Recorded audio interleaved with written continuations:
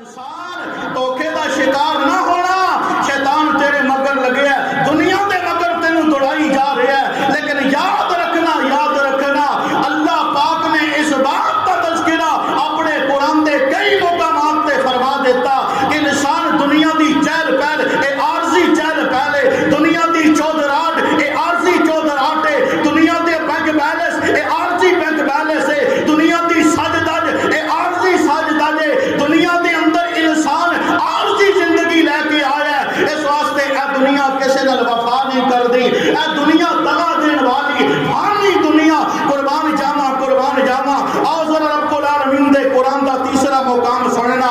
دنیا دی زندگی دی حقیقت اللہ پاک دا قرآن اعلان فرما رہا ہے. سورۃ الکہف اللہ رب العالمین نے فرمایا امام الانبیاء جناب محمد الرسول اللہ صلی اللہ علیہ وسلم تے کائنات تے رب نے قرآن نازل فرمایا.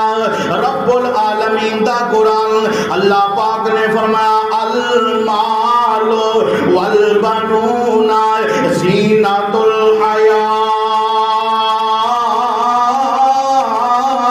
الدنیا.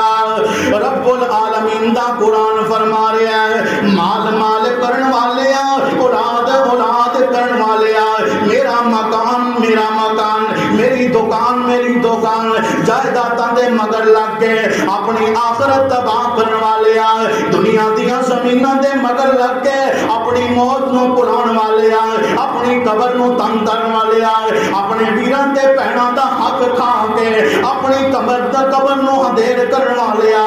رب العالمین دا قرآن اللہ پاک نے اعلان فرما دیتا المال والبنون زینۃ الحیات الدنیا والباقیات الصالحات خیر عند ربک ثوابا وخیر عملا.